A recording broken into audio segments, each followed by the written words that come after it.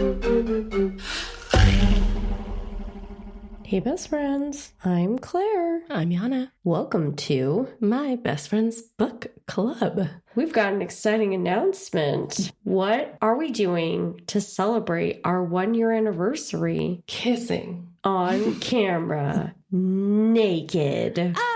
Just kidding. We would never do that. No, we do that in private. We do that in the privacy of our homes. Yeah. I don't know for you. Why do I always call it that? OnlyFans. We don't have it. Obviously, I don't even know what it's called. Or go look for it. Maybe it's there. Yeah, what? Maybe we're so famous that someone AI'd us. At mybfsbutt.com.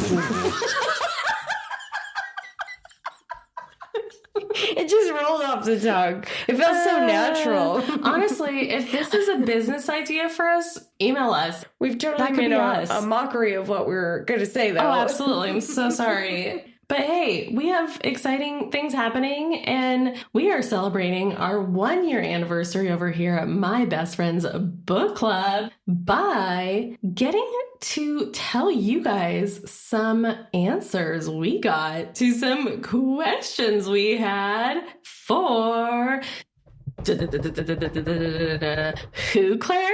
Patrick Gagney. Do you guys remember her from the book Sociopath? And even though the book may be over, us thinking about it is not over. Our little perfect little angel here, Claire, reached out to Patrick. And guess who reached back? Patrick herself. She was very kind. Super kind. Like, in all seriousness, like super, super cool. Yeah, no, honestly, we are not worthy. No, we're not. And she responded to some questions, and we would love for you guys to know the answers as well. We don't want to be the only ones carrying this information around. Yeah, we're going to share some extra responses after reading her book and some things that just like stuck with us. And you guys, she once got interviewed by Dax Shepard, an armchair expert, so... Sponsors. If she talked to them and now she's talking to us, plus Dax Shepard's married to Kristen Bell. So essentially we are the Frozen princesses. And Kristen Bell was on the show. Nobody wants this. With Adam Brody. Yana's husband. Yes. So by talking to Patrick, I'm actually talking to Adam Brody. And I finally found my in. Wow. Do you see that? It's all about who you know. I twisted a web just like Alice Feeney. That's right. So Adam, I can't wait to go on our date. We turned 1 year old on May 25th, but you can expect her episode probably in like the next couple days. It's going to be an extra episode. It's not going to be like your Thursday special. It would be really nice too if you guys could DM us or email us a happy anniversary kind of thing, because that's like the polite thing to do for people. We could use some love and support if you want to. Yeah. You want to keep it to us. The best thing you could do is follow us and hit that 5-star. Yeah. The other best thing you guys could do is Venmo us. My BF's butt. What did I say? My BF's butt. My best friend's butt.com. Don't do that. That's probably a real account. Anyway. Yes, and it goes straight to our bank account. We just want to share that exciting news. We were super, super excited. Patrick is, in all seriousness, incredible, remarkable woman. Yeah, we're so smart. We were just absolutely honored and astounded. And literally not worthy of her talking to us. So stay tuned for that. But we'll get into this week. Yana, what are we currently reading? We are currently reading My Husband's Wife by Alice Feeney. Can I just say... Yes, you may. We're like almost done. Yeah. I have no idea what the fuck I have no idea. Yeah, that's what I was going to say. I felt like I was screaming at the end of every single chapter. At one point, I wanted to throw the book because I was like, what the fuck is actually going on right now? I'm playing Clue with no clues. I feel like Alice twisted herself, like as she was going. She's like, I'm a twist here, I'm a twist here. And I'm really curious how she's going to twist at the end, because I feel like girl didn't even have a plan. It's so twisted. I swear to God, if this is one of those endings that like just come out of nowhere, I'm going to be pissed off. What if it's like, and then Eden woke up from her dream? I'm going to be pissed off. That was the craziest dream I ever had. Reminds me of Lost. They were dead the whole time. And it's like, I wish I was dead the whole time. Yeah. By the time it was over, you were like, wow. I didn't watch Lost because I'm afraid of plane crashes. It was Yeah. like Game of Thrones. It was good until it was really bad. Yeah. I would do like the Real Housewives of The Thrones? the Thrones of, what's the place called? Da La La Dad. That's what they're all called. That's how I say it in my head when I'm reading these books, and it's like, and then they rode into of Tarzan. yeah, and they were guided by yeah. Yana, why don't you tell us what happened last week before we get into this fucking twisted shit this week? Why don't I see you make me? I know. What do you want me to do? Tell me. Have your kids close their ears. Whoa. Anyway, so last week's episode, we realized that Birdie has moved to Hope Falls and she's the new detective in town. And yes, she did once sleep with Carter, but now she is his boss. And she's like super fucking hardcore. She's like, I'm going to find all this shit out about this town and everyone's guilty until I prove them innocent. And then we learn one of the most suspicious things, and that is that Harrison is the CEO of Thanatos. Good job. Which is the that's company. How you say it. Thank you. I'm very smart. Anyway, shit's really twisted, but if you guys remember, Thanatos is the weird company that will predict the day you die. So now Birdie and Carter are like, we're gonna freaking like go question Harrison, and they find some things that just kind of look a little off in the house, like a little not grieving husband. We also find out that Harrison knows exactly who Birdie is, and he kind of made the whole Thanatos appointment that she had a little bit of a actor situation because he knows that she is a detective and he doesn't want her going around suspecting shit with him. That was kind of it, but it left me questioning. I think it left both of us questioning. Maybe he purposely told her the wrong death date too. For sure. And I thought those chapters got twisted, but they are nothing compared to these next twisted chapters. So tell us, Claire, how are these ones twisted? God, I love to hear you talk. Right back at you. So does your mom. This shit. I ended the chapters. I was like, fuck this book. It was like too confusing.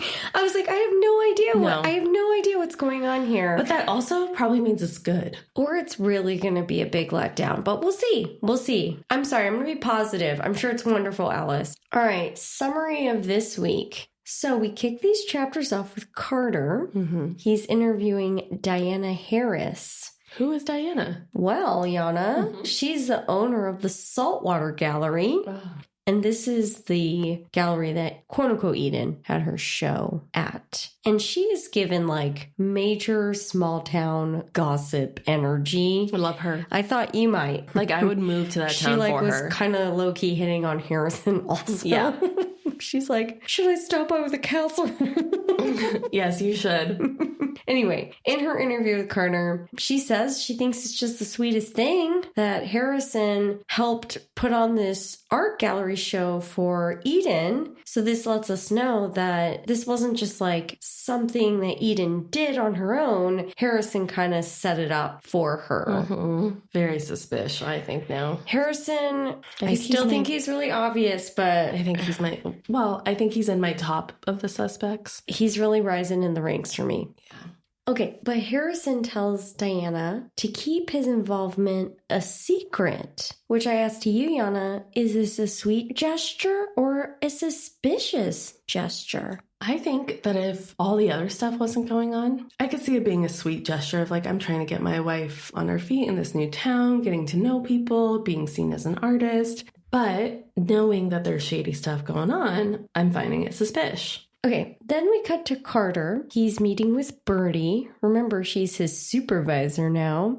Sexy supervisor. That's right. And she's staying at the Smuggler's Inn, and they're eating lunch. And the barmaid, Maddie, she keeps calling Carter Lulu because apparently she's his big sister. And that's his, like, sort of brotherly name she has for him. Do you have a cute nickname for your brother? Yeah. Really? Yeah, bitch. I thought you were serious for a second. No.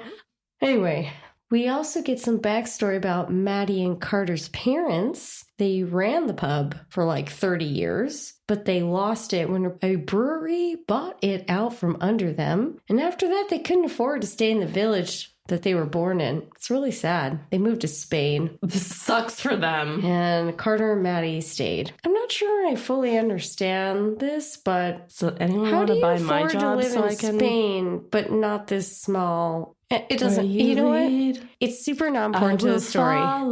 Watch, it's the end of the story. It's like, remember Carter and Maddie's mom and dad?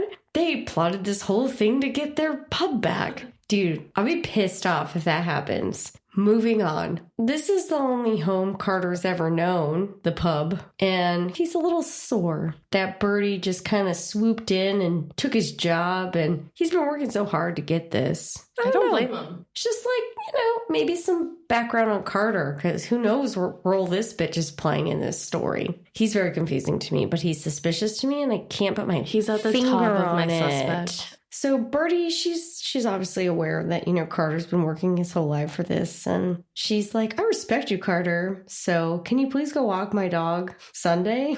Sunday's the name of the dog, not go walk him on a Sunday. That kept confusing me. Yeah. Anyway, so Carter takes Sunday down to Blackwater Bay Beach.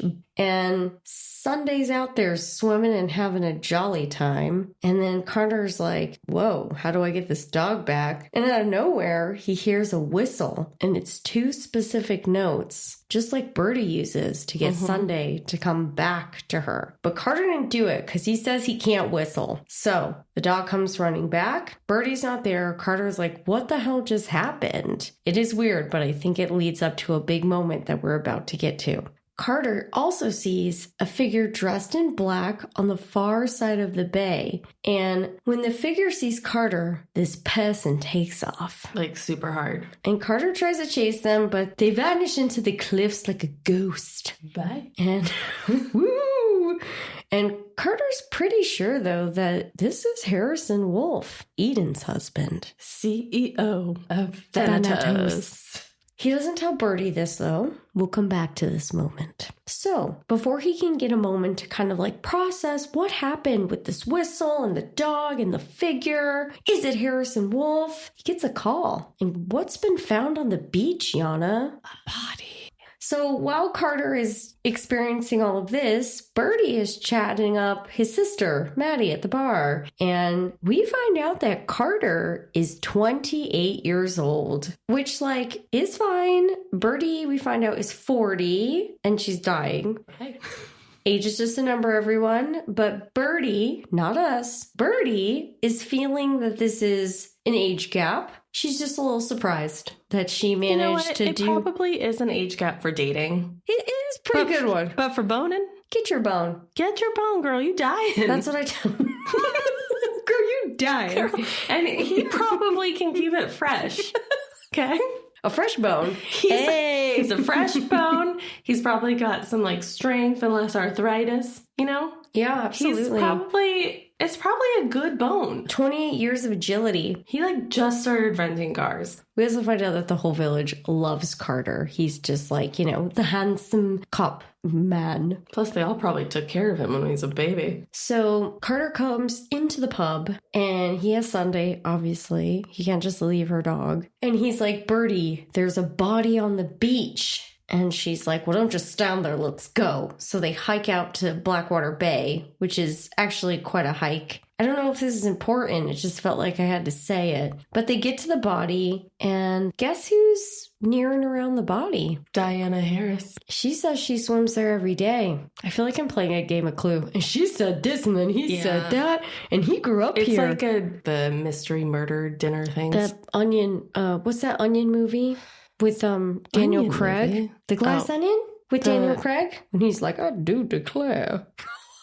No. That was pretty good.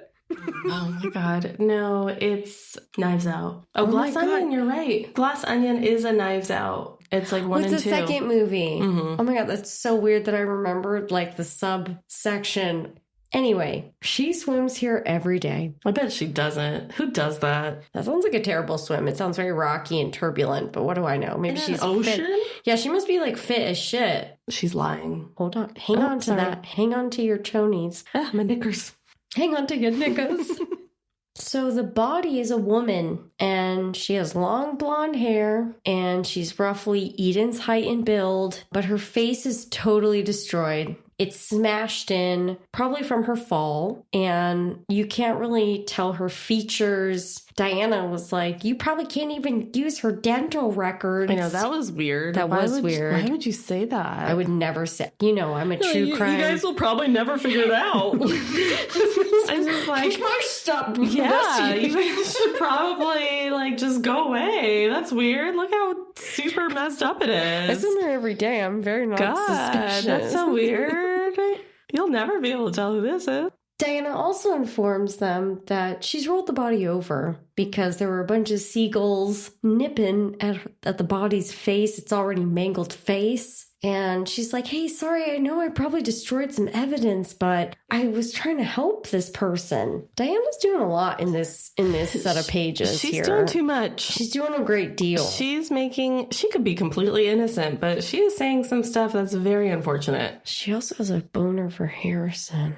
So Carter throws up because he's like, whoa. Which actually did make him less suspicious. That's what I was just about to say, too. He had a visceral reaction. Yeah. And Birdie was like, get it together. Unless he's just so anxious he's about to get caught. True. Right? Because if you also this body's out to sea, you're probably no one's ever going to find it. The animals are going to eat it. Young buck weenie to me. All men are buck weenies. If you're a buck weenie, email us so we can roast you on here. We'll eat your weenies. Your buck weenies. So Birdie sends Carter to go she's like, hey, just hang out with the body. She wants to try to go talk to Harrison again, but she tries knocking on the door. She tries calling him. He doesn't answer. She tries 3 times. And there is also a chapter with Harrison where he's like, I'm not answering my phone or my door anymore. But also his car's in the driveway. Right. So now we're with Harrison, and he is, I don't know, he's not giving grieving partner at all. Where's the husband, Claire? I know. I don't want it to be because it's just too obvious. I know. He's not grieving, right? He burned Eden's favorite dress. He changed the sheets to get rid of her smell. And then we also find out that he found some secret tunnels in that library bookshelf area that they said do not demolish. It's centuries old, and it was used to get to the cliffside where this body was found. Secret passage. It's a secret passage. It's a very secret.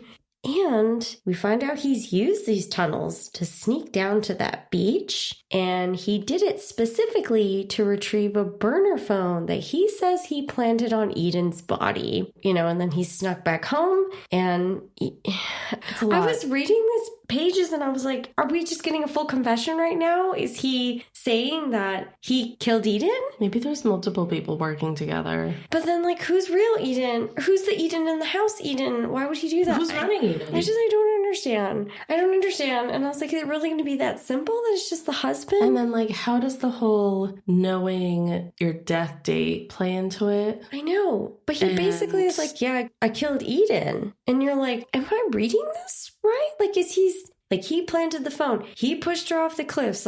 He definitely confesses to not being happy in his marriage and being fine with the fact that she's out. But you don't just kill your... Well, true crime. Statistics also, everyone. Listen, we're not biased. Go read it. It's real. It's out there. Anyway, it's very as you're reading it, you're like, wait. But... it sounds like he believes that he pushed running Eden and he retrieved the burner phone. That's all I kind of can derive from this, but I don't know if I fully understand or believe what's happening here. We're back at the house after Harrison went through the tunnels, so obviously he is the one that Carter saw on the beach, bay, whatever. And he showers, and then he burns all of his muddy clothes too. And he's in the shower. It's hot. It's a hot shower. It's a hot, steamy shower. And then when he gets out, the mirror is all fogged up. Mm-hmm. And what does it say on the mirror, Yana? Liar. Liar. Dun, dun, dun. Which again is what's happening? Yeah. What is he lying about? He seems to be quite truthful. He was I killed all these bitches. I killed, I don't understand. But it's a little spooky. And who would have done it? Because the people who had access to his house before are apparently both Edens and Birdie and Carter. I guess people who know about the tunnels can maybe access Spyglass through the tunnels. Or maybe Birdie wrote that in his mirror, thinking he'd eventually see it and it would mess with his head. God, that's someone very knows. Conniving, Yana. I would do it. I know you would. That's why I know. Yeah. Yeah. Okay. Birdie, she's just like me. She really is, though. So meanwhile, Birdie's back at the pub. It's late at night now, right? They'd found this body. She texts Carter. She's like, hey, meet me at the pub. And it sounds like there's like board and room upstairs in the pub kind of situation. So she's staying there as well. He shows up. And she's like, hey, what took you so long? And he says that he dropped the body off, the, mangled face body. But he also dropped off the hairbrush that they took from Spyglass that they believe belonged to Eden to see if they could do any, like, DNA matching. Yep. Very smart, Carter. Okay? Carter. I want to know the results of that DNA test. I want to know. So suddenly, Birdie's like, ugh, she's in so much pain. Yes, I forgot she's dying. She's in so much pain. Bye. She's had such a busy day. She forgot to eat, but she really forgot to take her pain medication. Girl forgot she's dying. She forgot she's dying from cancer. So Carter's like, what can I do? How can I help you? And she's in so much pain. She's just like, I have all these meds. They're in my bag under the bed. And instead of going to get them, he just like picks her up and takes her to the bedroom. And he gets her pills. She takes some. And then she's like, I didn't really get to eat. And then he like runs downstairs and he comes up with like snacks and drinks. A virgin mojito. Remember, because she doesn't drink. Right. But it was like, oh, how cute that like Carter remembered that she doesn't drink. And her favorite thing is this virgin mojito. Sometimes the bar's low. When men are nice to you, what do? You suspect them of something. No. Oh, you sleep with them. There you go. Birdie you can do a little bit of both. Yeah, do both. Birdie just kind of, she just grabs him and kisses him. And he's like, are you sure? And she's like, just do it before I change my mind. So then they have sex again, which I have feelings about. I don't care about the age difference. I care about the fact that she's his boss now. But I'm also like, girl dying. So get yours. Right? Anyway. The only one who's going to suffer here potentially is Carter. Because she's going to die. She's going to die.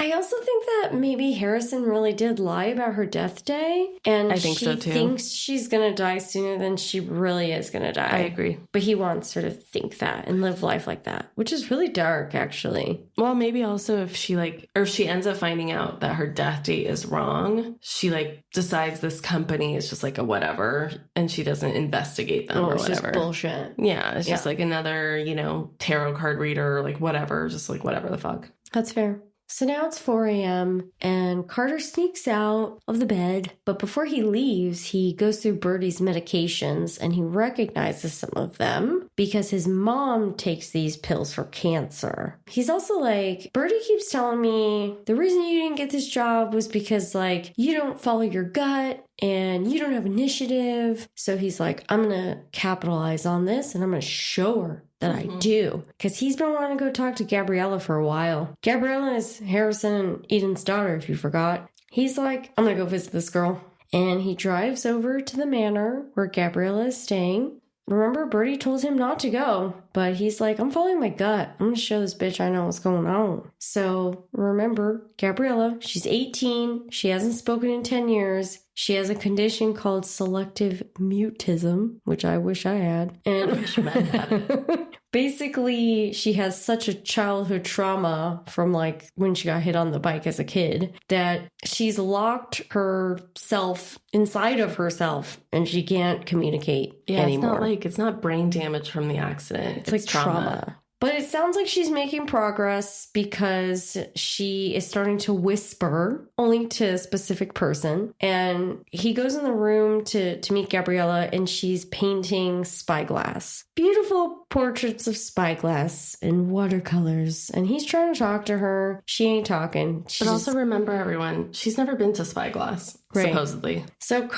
he keeps trying to talk to her. He's about to give up. But this staff woman is like, oh, wait, the person who's been getting her to whisper, Mary, she's on her way up. So maybe hang for a second because maybe she'll whisper. And Carter looks out of the window to Mary, and he's like, that's not Mary. That's weird. Who is it? That's Eden Fox. We don't know yet if it's Running Eden or House Eden. I was like, I'm exhausted. I know. I'm so exhausted. I feel like she didn't have a plan. She's just writing twists and turns, and she's like trying to figure it out on her own. I feel like she has to have a plan. There's no fucking way you don't have a plan with this shit. I got to this point and I was like, fucking what now? It's like, okay, like Harrison killed her. He said he didn't. And then this happens. There's a dead body. There's just so much going on. But don't worry. We're wrapping up these chapters here, but we're back with Birdie, and Birdie's talking to Maddie, Carter's sister, and she's trying to like not be jelly because it sounds like she's starting to get some feelings for Carter. As one does when she's they bone. Kind of like, haha, I hope I don't have to worry about like crazy girlfriends, you know? And Maddie's like, haha, no crazy girlfriends, just his wife. I was like... I don't know. I really truly feel like there's no plan here and she's just going to figure it out at the end. I think there's going to be a nice web by the end. Maybe Harrison has an accomplice and she was faking being Eden to drive the other Eden crazy to eventually get on this cliff so someone could push her. Definitely feels like Harrison is involved in some capacity. But I also feel like Carter's involved. I know. So, I mean, it's like those two don't really connect. So it's very confusing. I think Harrison is so obvious that I just pull towards Carter and whatever weirdness is going on with him. Or Harrison knows that there was maybe an affair happening with Carter and Eden. They just kissed, right? Yeah. Carter kissed Eden because Carter also was acting like he's known the house. Why is Carter kissing everyone? So we finally have a dead body. I was just waiting for them to say that she was wearing a cashmere sweater. Maybe it's not her. They didn't call it out. It said she was wearing like jeans and a t-shirt. But, you know, it sounds like maybe she was whipped around in the water and rockage. So maybe, I don't know, but I was waiting for that, but it didn't happen. So I think maybe it's not Eden. But also, who the fuck is Eden? Because there's like 2 Edens. What do we have? Two episodes left? Yeah, I think so. So we have to make final predictions by the end of this. But we're like, it just feels like we should know more. I mean, let's make predictions today. Is it too cheap to... It sounds like Harrison believes that he really killed Running Eden. Does Harrison know there's 2 Edens? He has to, because she came to the door and he said it wasn't her. And he played along with it. So he knows... He knows something. I don't know if he killed her. Oh, do you remember when he says, like, I had to do it for her? Maybe it's Gabriella. Gabriella. She's playing a role in this shit, too. Maybe she's the one that did it. She snuck out of her little manor, talks and shit, her whispered. Snuck out of her little... What if? Like, what if they put a wig on her?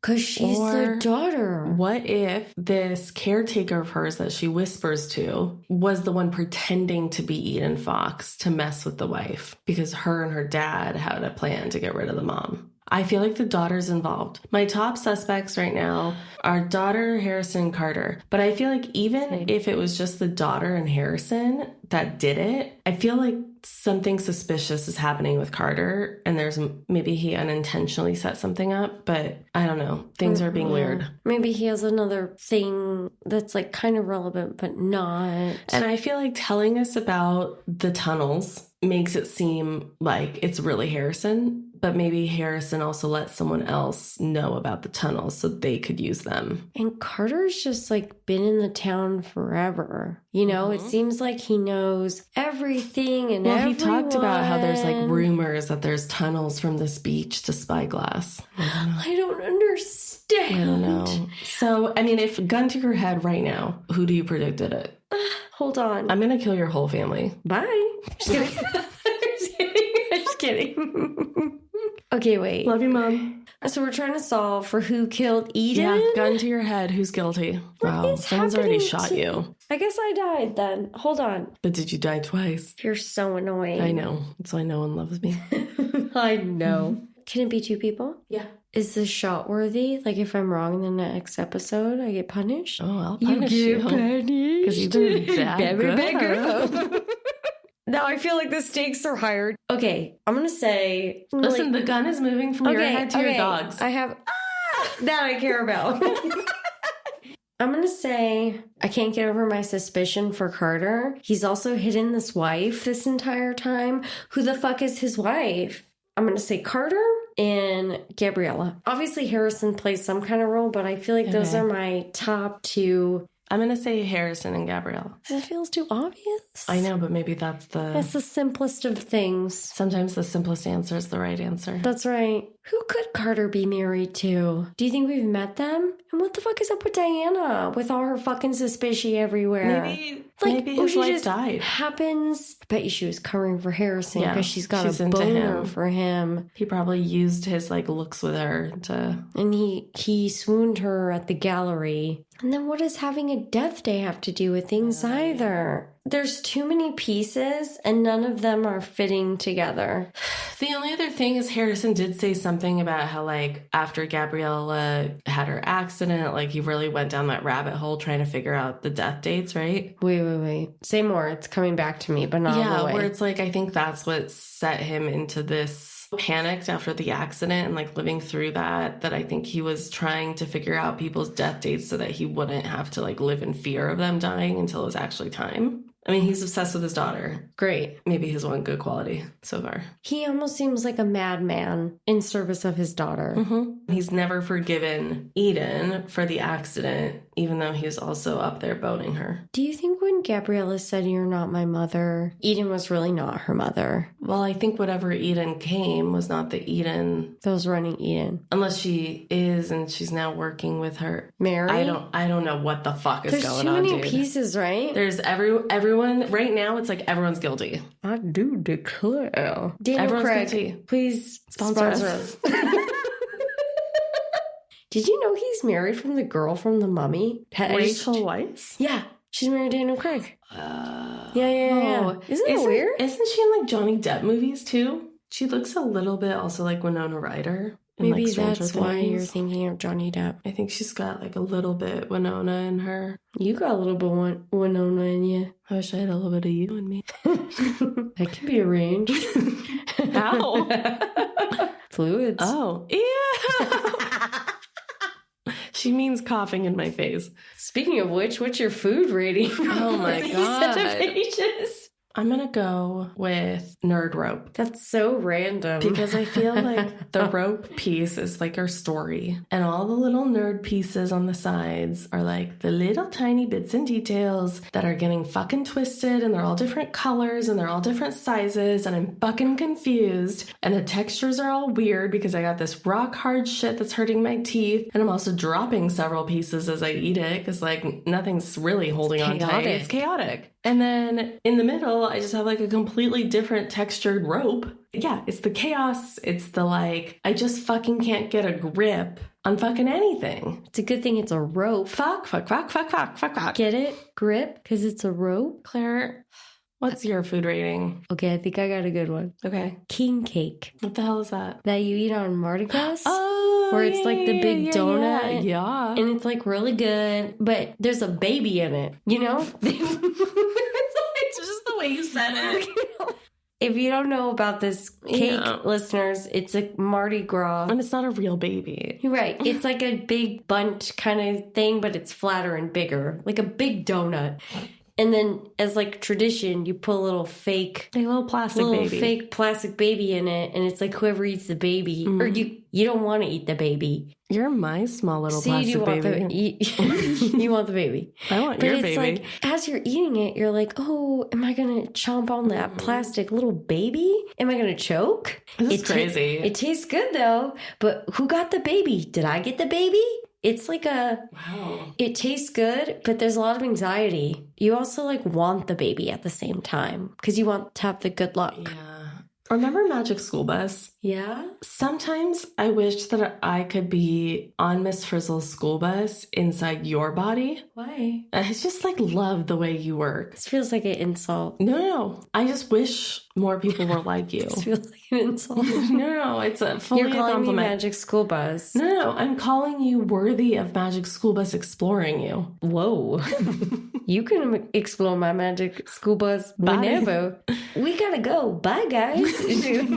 We got some candles lit. I got some candles set up and I got my bus. I gotta open it up for my Yanita. No, it would be my bus going into Sorry, you. Yana's bus.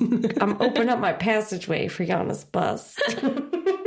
Love you, Mom. We're not lesbians. We wish. Not that that would be a problem if we were. We just deeply wish we were. If you guys know of a conversion camp for straight people trying to be gay, please email us at mybfbookclub@gmail.com and maybe we'll work with them and maybe we'll get you guys a code. You can come on the bus too. Maybe they'll sponsor us. If you want to. No, it's just my bus. I'm the only one. I'm driving it. That's right. And I'm the only passenger. And the passageway is sacred. So, what are you reading? These days, it is.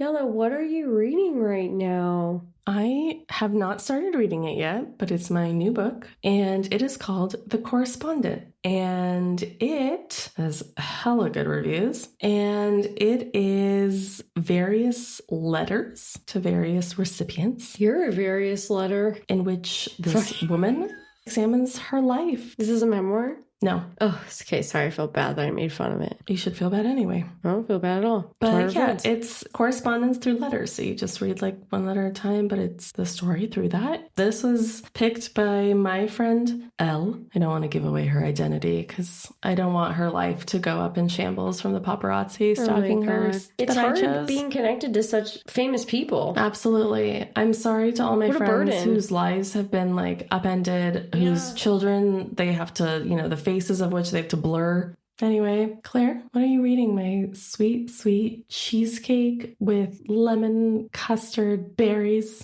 I'm still working my way through Brimstone, second book in the Quicksilver series. And then I'm also, get ready, I'm on the fourth Blood and Ash book.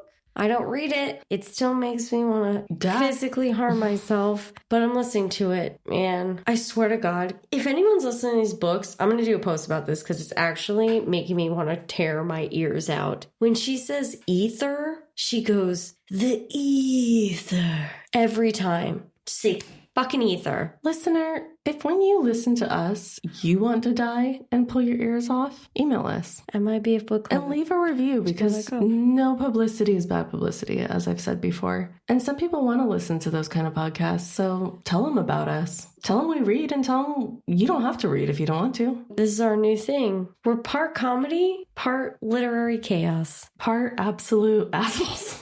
100% assholes. Yes, we're mostly assholes. We couldn't write that on the ad, though, because it would get rejected. Really? Yeah, you can't use bad words like that. Asshole's a very good word. It's a very good word. So follow us on your favorite podcast streaming platform. Follow us on your least favorite streaming platforms, Word of mouth goes really far, y'all. So just take that word of mouth far. Gossip. Put our book club information on bathroom stalls. Yeah, just write it with a Sharpie. That's fine. Yeah, if guys ask you for your number at a bar, just give us our email. Yeah. If you need to get out of it, just give them our email. Oh my God, I would love for that to happen. Or our Insta. We'll respond. We'll tell them fuck you. We'll tell his mom fuck you too. For raising such a bitch. Ask me out. Who the fuck do you think you are? Ask any woman out. Who the fuck do you think you are? And most importantly, don't forget, we need some more reviews. So tap that 5-star like. Your knickers are in a bunch from the confusion out of this book. Your knickers are so up your ass. You've got a front and a back wedge. A front knicker wedge? You got a front back knicker wedge. I hate this word now. That's what it's going to be.